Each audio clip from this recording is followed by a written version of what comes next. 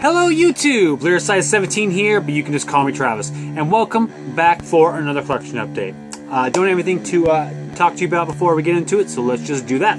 In the background, we are listening to Blood Eagle by Conan. Awesome doom metal band on the more traditional sludgy side out of England. Yeah. Alright, a few CDs, some tapes, and then we'll be done. This first one up, this is a new release. This actually is a band that I wasn't familiar with previously. New wave of traditional heavy metal full albums.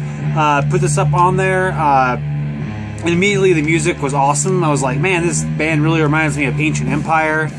And then the vocals came in, and I was like, okay, this sounds like Joe Litz, who is the singer and guitarist of Ancient Empire. And so I looked at the band, and Joe Litz is in the band. So not surprising that they sound a bit like Ancient Empire, which is an awesome band. So immediately I was like, okay, how do I buy this album? Luckily, there's links to buy it. You could buy it directly from the band on eBay, which is what I did. And yeah, it's awesome stuff. This is self-released by the band. I don't know if I said any of the names of this. This is Shadowkiller is the name of this band. And the name of the album is Guardians of the Temple. This band actually has a couple other albums, so I will have to look into getting those. They certainly follow the kind of the Stormspell. That's the label that released the Ancient Empire albums, including the one upcoming later, like this week.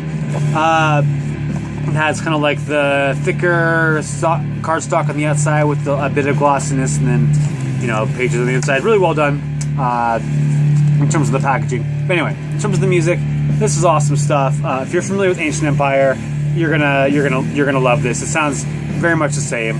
Heavy metal, just a nice little healthy dosage of power metal in there, just to kind of give it kind of a epicness, I guess we'll say. Just lyrics and stuff on the inside. I don't know if I actually showed the booklet. And then credits here at the end. One thing that I always think is really interesting, any band, or I guess just these two, Ancient Empire and now Shadowkiller, I've never seen it's written out the way they do, where it says like words and music written by Litz, and then bass written by Lynch, and drums written by, you know, usually it's, you don't usually see the individual instruments broken down. But anyway, they do it, so that's kind of cool for whatever, you know, just for something different. But yeah, definitely if you're into heavy metal, power metal kind of stuff, definitely give this album a shot. I'll leave a link. You can check it out for yourself. And yeah, I was happy to pick it up. And yeah, it might be somewhere on my top 30. It was pretty solid stuff, so I wouldn't be surprised to see it end up there. That's Shadowkiller with Guardians of the Temple. Next one up, I've been super into this band's 2018 release, so had to jump at getting their other album. This is the self-titled debut from Seven Sisters, a heavy metal band out of England, doing kind of a new wave of British heavy metal kind of sound with a modern twinge to it. This is released on High Roller Records out in 2016.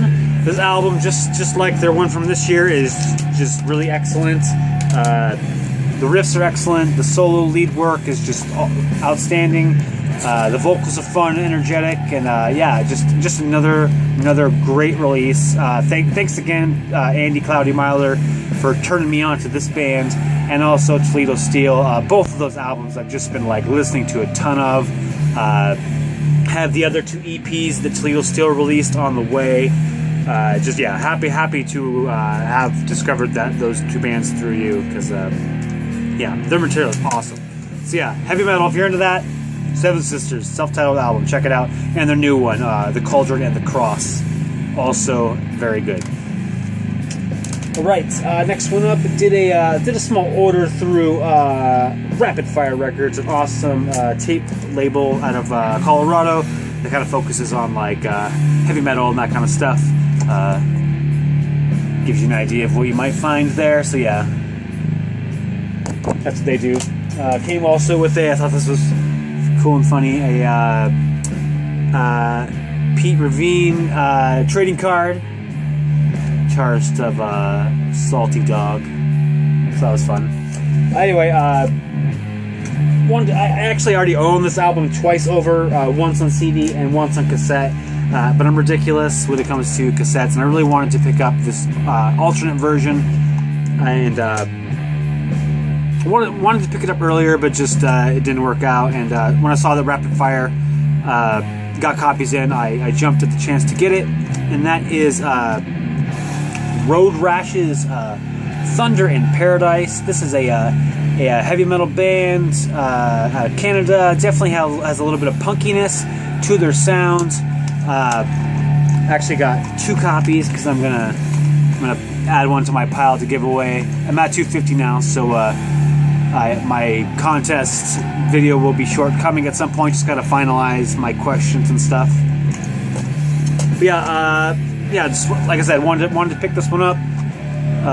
Released through Night Strike Records, a label in Canada.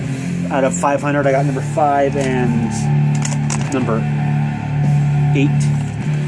Obviously, it comes on this awesome teal, whatever color you want to call that, aqua teal color. Tape comes in this awesome purple color that looks awesome and goes well with the tape, the case color.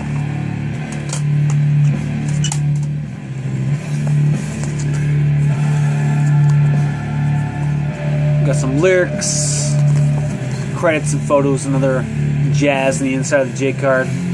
But yeah, cool stuff. I've talked about this album a couple times before, so I'm not gonna go on any longer. But if you're into heavy metal, maybe a little of a punky bent to it, definitely give these guys a shot, because I really like this album a lot. It's fun. Came out last year sometime. RoadRash, Thunder in Paradise. Also, they threw in a download code, Bandcamp, for Hellfire's free again, so I thought that was cool. I actually had listened to the album before and kind of was kind of iffy on it, so I'm glad to actually get that, because I can give it another chance.